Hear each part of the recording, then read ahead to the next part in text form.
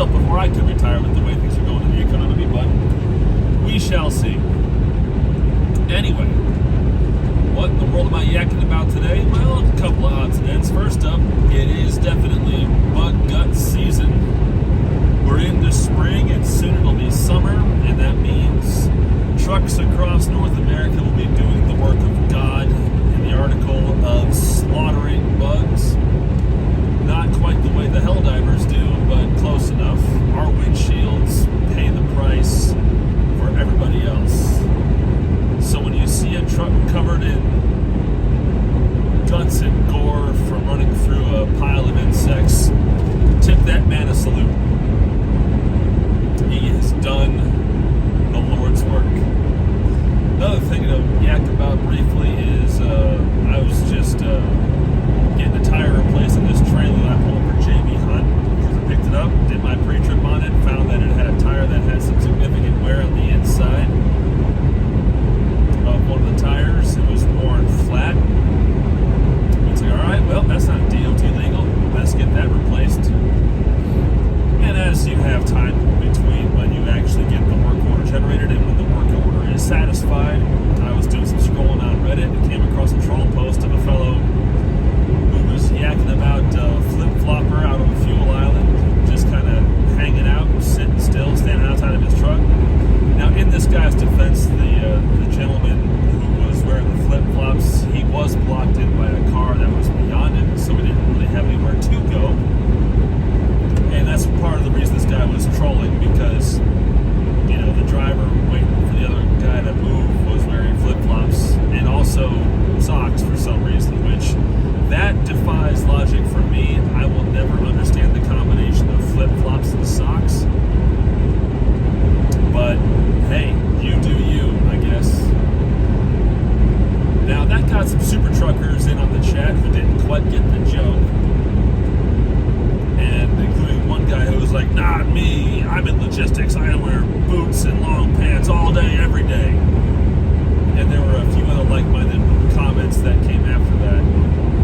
And I had to catch myself from adding to the fray by posting something that wouldn't have really helped at all. And I managed to keep myself out of trouble, thankfully, but it got me thinking, what really is the problem with flip-flops in general trucking? Now, obviously, if you're wearing flip-flops in winter or inclement weather or in an area where something could fall on your feet and cause you to lose toes, yes, I absolutely question the logic behind you wearing a flip-flop when you should be wearing some sort of closed-toe shoe. Gravel, slippery conditions, inside warehouses, work sites. If you're climbing in and out of your truck all day, every day, yeah, closed-toe shoes probably better, especially when you're fueling. I mean, I always wear a closed-toed something when I'm fueling, but when I'm just rolling down the road, I have to admit, and I've said it before, I'll say it again, I am a flip-flop aficionado. I've got the flip-flops on right now because it's going to be 2.5 hours at least before I stop for fuel. Well, maybe it's about 2 hours, give or take. So I don't see much reason to be uncomfortable. And quite honestly, when I'm on cruise control, the odds of me needing to quickly respond to a situation where I would need different shoes is, well, it's not completely zero, it's very close to zero. And even so, if a situation were to erupt right in front of me, because I'm a truck driver, there is an added impetus for me to assess the situation rather than react in a knee-jerk fashion, which means, okay, where does my equipment go? Where do I park? What kind of assistance do I need to offer? What kind of assistance should I be offering? And in that time, as I'm assessing what I'm seeing, that's the opportunity for me to get out of my flip-flops and pick up one of the 2 pairs of closed-toed shoes I keep with me at all times in the truck. One for all kind of work and one for just quick in and out of the truck. Just because I know good and well that flip-flops for all situations just will not get the job done. So there's my bit on flip-flops. Not opposed to if you're just cruising along, because let's be real here, unless you're in a manual transmission truck where you actually have a real full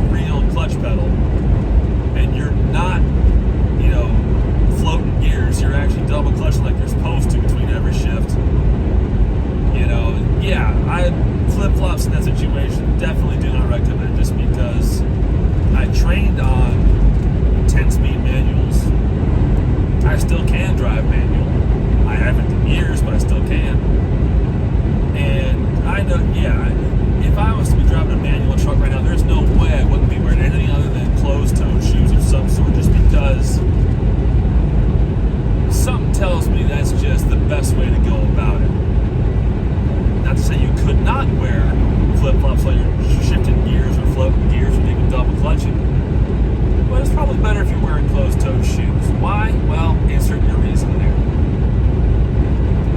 But the comment of, I'm in logistics, I wear long pants and boots every day. It's like, okay, Mr. Super Trucker, you do you, I guess. You do you.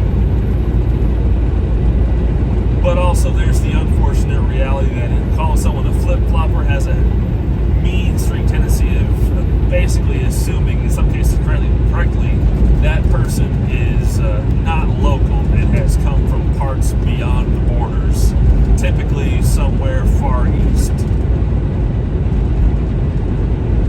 Which, okay, rock and roll.